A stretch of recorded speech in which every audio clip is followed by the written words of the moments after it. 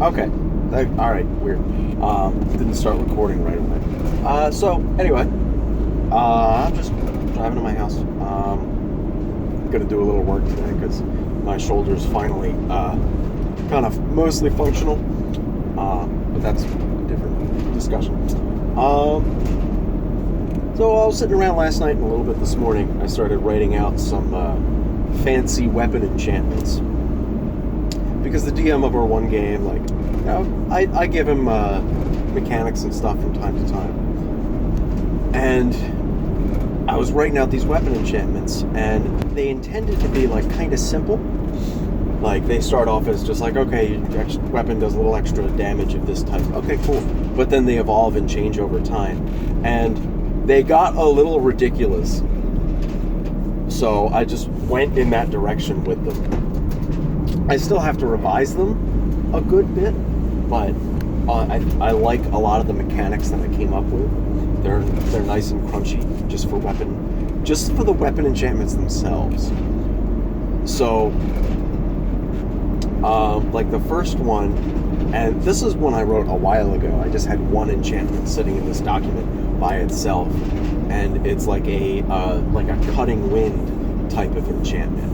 And the whole idea of it is, all right, it does a little extra slashing damage regardless of what weapon it's on. So even if you're using it with a bow, your arrows still do extra slashing damage on top of their normal piercing damage. But then it also does this extra slashing damage on like a near miss. So if you roll within a certain threshold, if you still don't hit them, like say your target's AC is 18, but you roll like a 16 or a 17, you still do this extra slashing damage as your attack whizzes by them, and this wind aura bites into them normally. You still miss your actual attack itself, but you do this extra bit of damage. And then I gave it I also have labeled some of these properties are upon evolving the enchantment. I don't know what that means. Whether that's like having the enchantment for a long enough time that the enchantment like syncs up with your character and gets empowered that way, or maybe you have to pay somebody to improve this enchantment or do something. You know, that's up to the game. But then once you have this enchantment evolved, what you can do is on a hit, you can stick this wind aura to a target. And now anytime they're hit by anybody, that extra slashing damage happens. And basically anytime they try to move or take certain actions, they also take this damage. So this wind aura is sitting there constantly ticking up all this extra damage every time they try to do anything or they get hit. So they can also just take an action to get rid of it.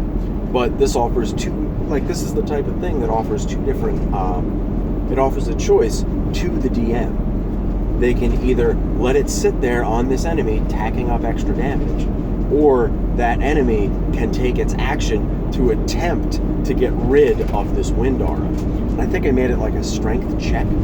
So not great. They have to roll really high to get out of this aura. So it can potentially eat most of this monster's turn to get rid of this effect. So it's an effective control ability as well as a damage ability. Like, there's a lot of easy ways you can combine those two things. Then I think the next one I wrote down is like a pure fire enchantment, because just, a fire enchantment, and I gave it a fancy name. I saw this weapon in one of the Instagram homebrew accounts that I follow, and it was like this Nova Burn sword. And what it does is like you can activate it, and then every minute it gets one extra damage. That's incredibly slow. Like, that will basically, the only way for that to happen is if like you're in like a dungeon type setting, or like you're going through a gauntlet type thing where you know there's going to be a series of encounters over the course of like a few minutes. Like, you know, you move into a room, you fight these guys, you move into the next room, you fight the next number of guys. But that's basically just one long encounter. And the minute cycle is way too long for this to be mechanically interesting. So instead of having it like scale up on its own, I have it, you have to sacrifice a hit die to stoke the weapon and activate this extra damage. Now, I wrote it down super rough, and I actually forgot to write down that when you sacrifice a hit die, you take that damage in addition to losing the hit die. So it's a good amount of cost. It's spread over several resources, but it's still mostly your health. Like, you take damage and you lose a single hit die, which is one of your resources to recover damage.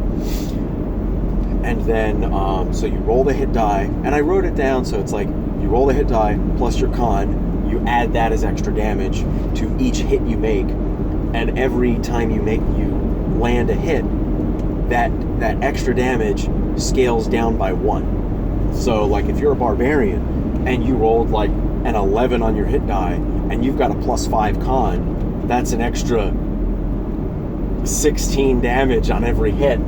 And the first hit does 16, the second hit does 15, 14, 13. That's a dumb amount of extra damage.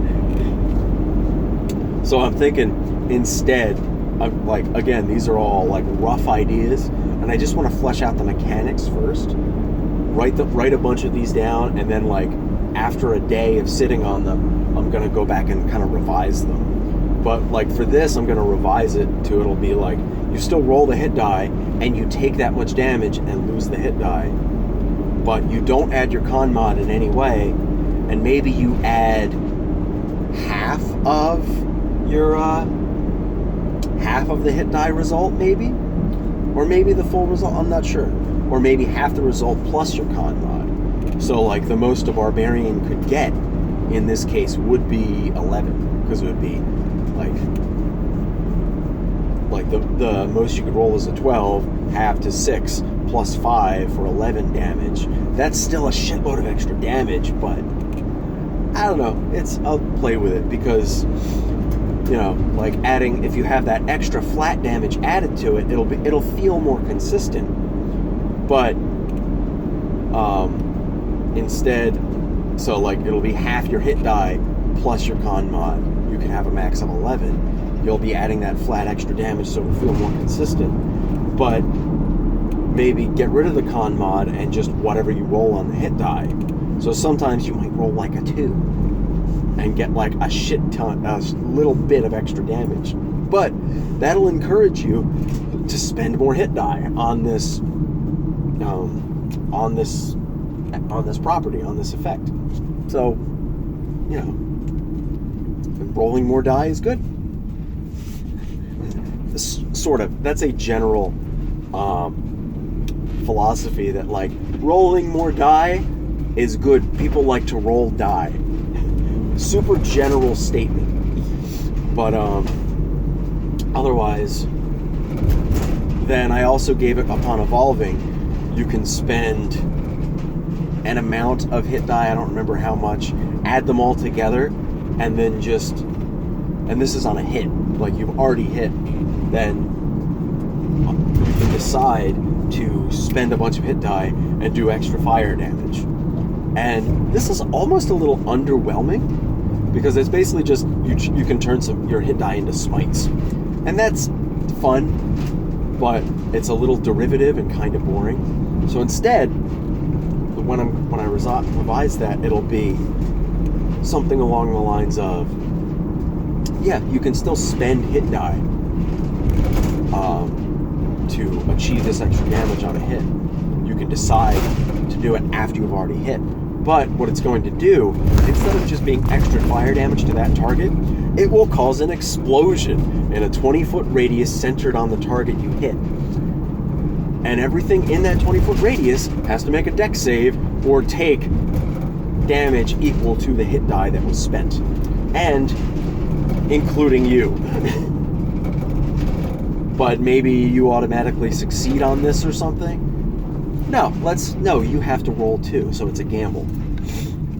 You have to roll a dex save to have this damage. So it's basically, you can do a fireball, but you're going to take damage from this.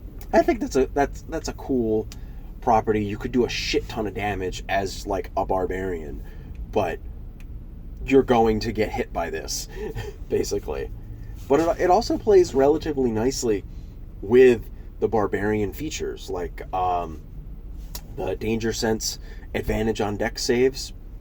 It works out for you. You'll probably save against this.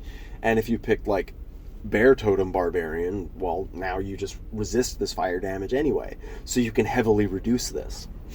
So, yeah.